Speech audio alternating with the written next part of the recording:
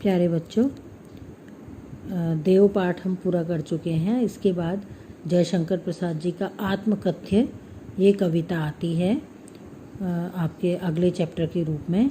और मैं इसका परिचय मैं आपको पिछली कक्षा में दे चुकी हूँ। पिछली बार शनिवार को हम इसका परिचय दे चुके हैं। आपने ध्यान से सुन लिया हो, समझ लिया होगा।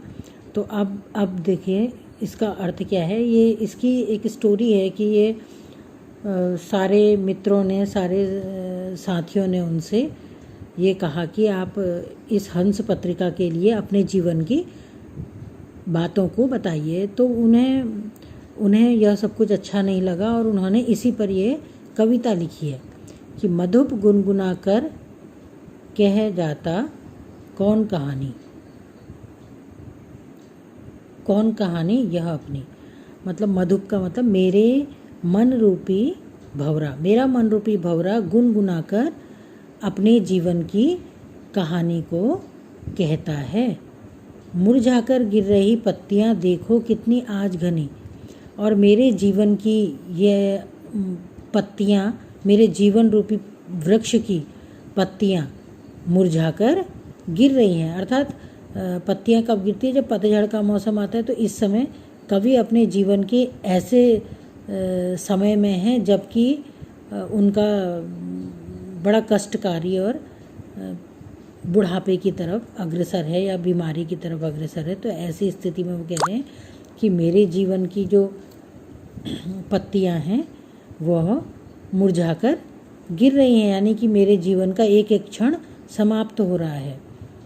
इस गंभीर अनंत नीलिमा में असंख्य जीवन इतिहास, और इस संसार के अनंत नीलिमा मतलब नीले रंग के इस आकाश में जो अनंत है, इसमें बहुत सारे लोगों के जीवन इतिहास छुपे हुए हैं। बहुत सारे लोगों के जीवन की कहानियाँ छुपी हुई हैं। यह लोग करते ही रहते हैं अपना व्यंग मलिन उपहास। और इन सभी कथाओं में और सारी जो भी हमारी ये कहानियाँ होती हैं लोगों की, उस पर लोग जो है अपना ऐसी इस कहानी सुना करके लोग अपना ही व्यंग और उपहास उड़ाते हैं। अपने ऊपर ही अपना ही मजाक बनवाते हैं और अपना ही उपहास उड़ाते हैं। तब भी कहते हो कह डालो दुर्बलता अपनी बीती। तब भी तुम कहते हो कि क्या मैं अपने मन की दुर्बलता दूसरों के सामने बता दूं? मतलब उनका कहने का मतलब यह है कि इस संसार में बहुत सारे असंख्य जीवन इतिहास हैं और लोग उनकी बातों को सुनते हैं और उनका व्यंग उड़ाते हैं। और मैं भी क्या ऐसा अपने लिए कर लूं? मतलब क्या मैं भी अपने जीवन की बातों को सुना करके अपनी दुर्बलता लोगों को के सामने बताऊं और अपना उपहास उड़वाऊं? तुम सुनकर सुख पाओगे, देखोगे यह गागर रीति। मतलब मेरी उस कहानी को सुन करके तो तुमको तो खुशी हो जाएगी, तुम्हें सुख मिल जाएगा कि इसकी कहानी कैसी है ऐसा सुन करके। परंतु वास्तव में क्या है कि यह एक खाली गागर के समान है। मतलब इसमें सुनने, समझने और बताने लायक कुछ भी महत्वपूर्ण नहीं है। किंतु कहीं ऐसा ना हो कि तुम ही खाली करने वाले, परंतु ऐसा ना हो कि इस मेरे जो जीवन रूपी गागर का जो पूरा सब कुछ खाली है, खालीपन है मेरे सारे जीवन में, इस पूरी गागर को खाली करने वाले मेरे ही अपने हो सकते हैं। हो सकता है उनमें से तुम भी एक हो। मेरे इस जीवन इतिहास को, मेरे इस जीवन को खाली करने वाले, मतलब मेरे जीवन में इस समय कुछ भी नहीं है, कोई सुख नहीं है, कोई खुशी नहीं है। इस खुशी और सुख को उड़ाने वाले या समाप्त करने वाले मेरे ही अपने मित्र या आप जैसे लोग हो सकते हैं। अपने को समझो मेरा रस ले अपनी भरने वाले। अपने आप को पहले समझो, मतलब अपने अंदर पहले झांको। जो तुम चाहते हो कि मेरी बातों को सुन करके उससे आनंद लो और अपना जीवन सुखमय बनाओ। अपनी भरने वाले मतलब अपने को ज़्यादा सुखमय कर लो उस मेरी गाथा को सुनकर आनंद लेकर के।